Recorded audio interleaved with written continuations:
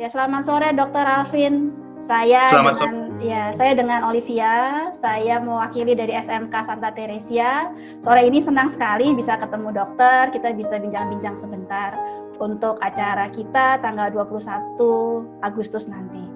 Dok, Ya, tujuan dari bincang-bincang ini kita nih pengen tahu sekali karena saat ini kondisi pandemi ini sulit sekali kita untuk beraktivitas di luar, dan untungnya di saat seperti ini kita sudah punya segala macam aplikasi dan jaringan yang lain sehingga kita bisa melakukan belajar dari rumah, lalu kita bisa melakukan segala sesuatu dari rumah. Tapi di sini dokter sebagai garda terdepan dari kita nih, masyarakat yang ada, itu dokter bisa kasih sesuatu yang bisa terutama buat anak-anak sekolah nih, Dok. Sesuatu apa sih yang harus kita lakukan gitu, Dok? Oke. Baik, terima kasih ya Bu ya, sudah diberikan kesempatan. Jadi saya Dr. Arvin, saya ini saat ini sebagai bagian dari tim COVID di RSUD Koja di Tanjung Priok. Kalau misalkan ditanya kira-kira pengalaman tentang selama wabah pandemi COVID ini, jawabannya nggak ada sukanya ya, duka semua ya Bu. Duka semua. Jadi mungkin kalau buat rekan-rekan adik-adik pelajar, sekilas sedikit ya Bu ya. Jadi kan memang COVID itu penyakit infeksi ya Bu ya. Penyakit infeksinya itu disebabkan oleh virus. Jadi seperti virus flu, virus demam berdarah. Nah kebetulan dia ada virusnya namanya virus corona. Nah karena dia penyakit infeksi, jadi dia bisa menular. Sebenarnya kan yang membahayakan itu, dia sifatnya bisa menular dan tidak memandang bulu Bu. Pasien kita mulai dari mereka yang sekolah, mereka yang sebagai pekerja, mereka sebagai pengusaha, mereka yang kerjanya di kepolisian, bekerjanya di instansi publik, sampai mereka yang hanya sebagai ibu rumah tangga pun bisa terkena Bu gitu sekarang. Karena memang kasusnya sudah semakin banyak. Yang berbahaya adalah bahwa kasus corona ini kalau menyerang ke mereka yang berusia tua atau mereka yang punya penyakit lain macam sakit gula, darah tinggi, sakit jantung, nah itu bisa berat Bu. Oke. Jadi memang mungkin penyakit ini nggak mengenal batas ya Dok, siapa saja bisa gitu ya. Nggak mengenal batas gitu. Jadi saya mungkin dokter, bisa kena, ibu bisa kena. Ya. Jadi menurut dokter gimana nih baiknya kita, terutama untuk pelajar-pelajar, untuk murid-murid di SMK Santa Teresia dan juga semua yang mendengar kita pagi ini, kira-kira menurut dokter baiknya kita gimana nih Dok? Nah ini yang mau saya tekankan, bahwa seperti yang saya bilang, kalau virus ini menginfeksi mereka yang berusia tua atau mereka punya penyakit bisa berat. Tapi apabila menyerang mereka yang anak-anak, pelajar, mereka yang masih dalam usia prima, penyakit ini cenderung ringan. Gitu ada kecenderungan untuk ringan. Nah masalahnya mereka tetap membawa virus di dalam tubuhnya. Makanya sehingga ada nama carrier itu ya Dok ya? Nah sebetulnya bukan carrier secara tepat, tetapi mungkin untuk istilah awam mereka berpotensi menjadi penularan untuk orang-orang terdekat mereka yang ada di rumah. Begitu. Mungkin saya nggak terlalu sakit, saya cuma flu biasa, tapi mungkin di rumah adik-adik pelajar, ada orang tua, ada kakek nenek gitu ya, atau ada yang masih bayi, nah itu mereka rentan terinfeksi sekali. Nah jadi untuk itu kenapa ini sangat penting, karena begini, mereka yang sakit corona itu terisolasi di rumah sakit.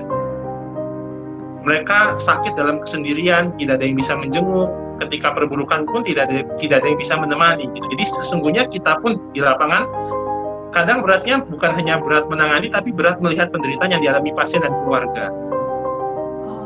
Begitu. Karena tidak bisa dilihat, karena sangat infeksius. Nah, kalau misalkan begitu, teman-teman pelajar, teman-teman yang saat ini masih mengenyam pendidikan di Teresia, teman-teman punya peran untuk jangan sampai teman-teman menjadi salah satu bagian dari rantai penularan. Apalagi usia yang masih relatif muda, sangat potensinya tinggi sekali, tidak ada gejala, tapi tahu-tahu kontak dengan orang rumah, tahu-tahu orang rumah yang sakit. Kasus seperti itu sudah banyak, Ibu. Oke, jadi yang saat ini kami lakukan adalah pembelajaran jarak jauh dari rumah, itu udah tepat ya Dok ya, sehingga anak-anak tidak disarankan untuk keluar dan semua kegiatan yang kita lakukan ini semua dilakukan dari rumah dan tugas-tugas yang diberikan pun diselesaikan dari rumah. Jadi itu adalah udah bagus lah ya dok ya, begitu ya, tepat ya, sehingga mereka tidak keluar menjadi pembawa virus yang datang ke rumah, seperti itu ya dok ya. Memang sulit ya Bu ya, semua saat ini tantangan bagi kita semua ya, semua lini mengalami kesulitan. Gitu ya, dok. Yang penting adalah buat pelajar ataupun memang teman-teman di sektor yang lain, seandainya memang harus keluar, jika memang terpaksa, selalu patuhi protokol kesehatan. Minimal menggunakan masker untuk jangan sampai Anda berpotensi menularkan atau Anda berpotensi tertularkan. Cuci tangan, hindari sentuh-sentuh area muka, karena virusnya terutama masuk melalui wajah ini. Oh begitu ya dok ya, oke. Jadi ini pesan yang sangat baik sekali untuk seluruh siswa-siswa yang ada dan seluruh yang menyaksikan pada pagi hari ini, bahwa protokol kesehatan itu sangat penting untuk diri sendiri dan juga untuk lingkungan yang ada di sekitar kita. Betul, gitu ya dok ya. Iya. Dok, ini mungkin yang terakhir ya dok. Tadi pagi saya tuh mendengar suatu quote yang seperti ini dok. Menurut dokter gimana ya? Bahwa sebenarnya garda terdepan itu adalah masyarakat yang bisa mengikuti protokol kesehatan dan menjaga dirinya sendiri. Sehingga penyebaran ini tidak menjadi semakin banyak, tetapi tidak bergantung pada tim medis untuk menyelesaikan ini. Itu kira-kira gimana dok? Saya setuju sekali Bu, bahwa memang sebenarnya kami ini di lapangan hanya sebagai pengobatan Bu. Yang penting itu kan pencegahan sebetulnya. Bahwa memang masyarakat, teman-teman yang istilahnya memiliki kesempatan untuk punya edukasi yang baik, itu memiliki kesempatan juga sebagai garda terdepan, selalu menerapkan protokol kesehatan yang baik, menjadi sumber informasi bagi orang-orang di sekitar juga, selalu mengingatkan yang lain bahwa penyakit itu betul loh, dan kita betul-betul sedang kesulitan saat ini. Gitu.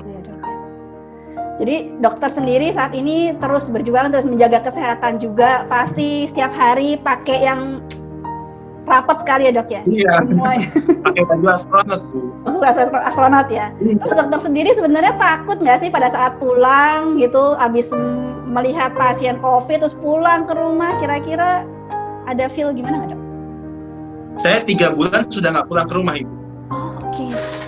Oke. Jadi karena saya takut bahwa orang-orang terdekat saya akan berpotensi tertular. Wah, luar biasa ya. Jadi saya mewakili yang lain, terima kasih nih dok, sudah sampai sebegitunya.